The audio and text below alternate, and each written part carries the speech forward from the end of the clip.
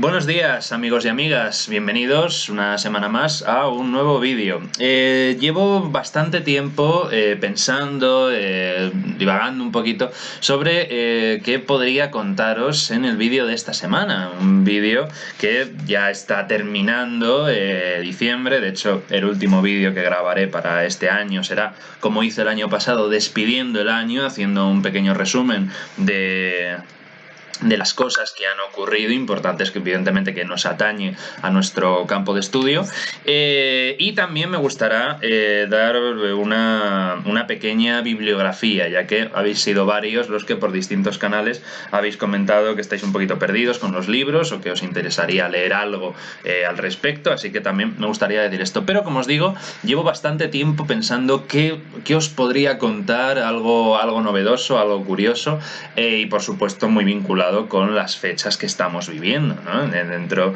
de muy pocos días es ya Navidad, vamos a tener toda la historia de las fiestas, la festividad y tal, así que me he decantado por contaros una lectura, una interpretación, una opinión, una tradición que creo que es realmente interesante y realmente bella, sobre nuestros queridos Reyes Magos. Así que, bienvenidos, soy César y esto es El Circunpunto.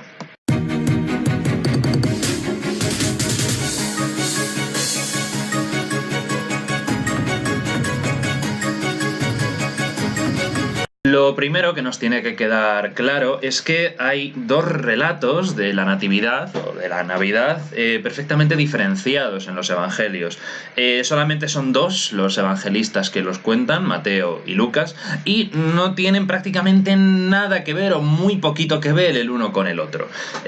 Mateo, autor judío, escribe para judíos, anterior a Lucas, da una concepción muy distinta. Él es el de la adoración de los pastores. Él es el que relata el momento en el que los pastores van a adorar al Dios nacido y que luego regresan con sus rebaños cantando alabanzas a Dios. Como digo, es un evangelio en total, no solamente este pasaje, es un evangelio enormemente judío.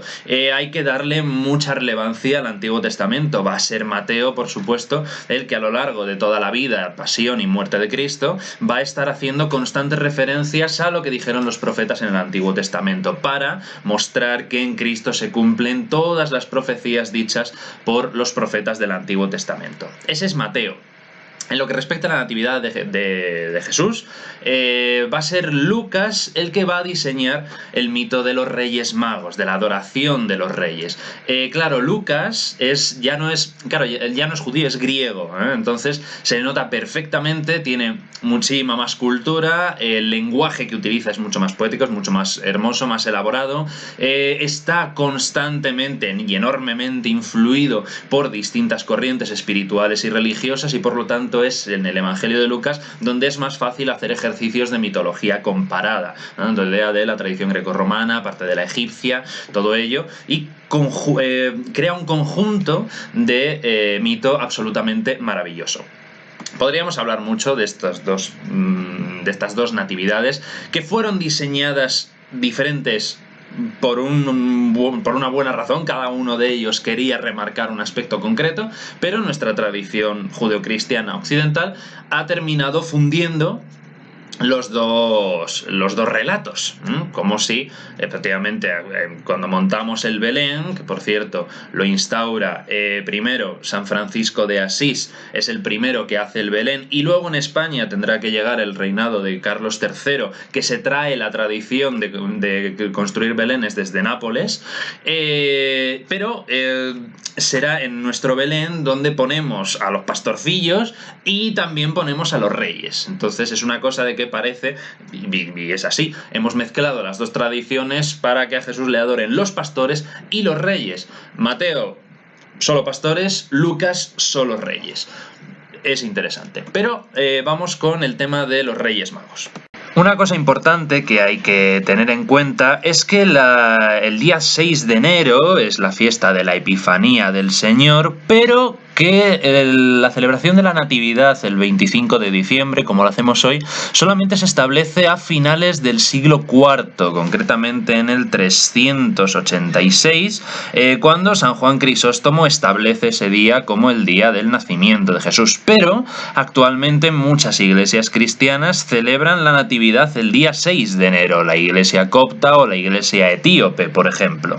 Que bueno, llevamos todo el vídeo hablando de Reyes Magos, pero ya sabéis que no eran reyes. El término que utiliza el Evangelio para referirse a ellos es solamente el de magos, y mago es un término que proviene del persa magusa, que significa sacerdote. Concretamente, los sacerdotes persas, por lo tanto probablemente zoroastrianos, estaban muy vinculados con el estudio de la astrología, ¿eh? Por lo tanto, a la hora de diseñar un mito de Cristo como el nuevo dios Sol, como el Rey Sol, pues el hecho de ser reconocido por sacerdotes astrólogos de Oriente Próximo, pues remarcaba mucho más ese papel del Dios absoluto concentrado en la esencia humana, ¿eh? Y también como este héroe solar. Sin embargo, la tradición que quería compartir con vosotros hoy, porque la historia de los magos es muy compleja, ha generado mucho debate, se podrían decir muchas cosas,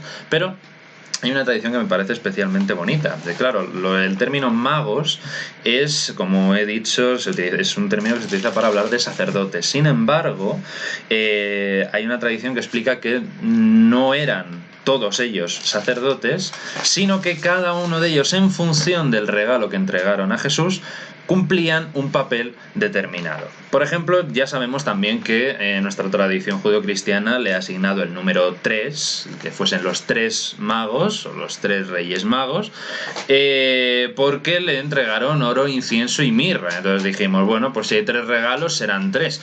Pero eso es la Iglesia Católica. Hay otras iglesias que piensan que eran 7, que piensan que eran 15, e incluso una iglesia que considera que eran 700 magos.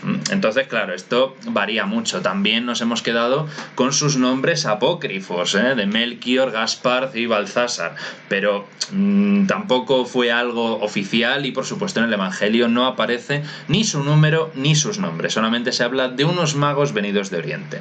Lo que cuenta esta tradición en función de los regalos que le entregan es que Melchor, Gaspar y Baltasar cumplirían una función concreta. Entonces, por ejemplo, el primero, Melchor, habría sido el rey, porque el regalo que le entrega a Jesús es el oro, y el oro ha sido siempre el mental de los monarcas. Entonces es el reconocimiento de Jesús como el rey de reyes.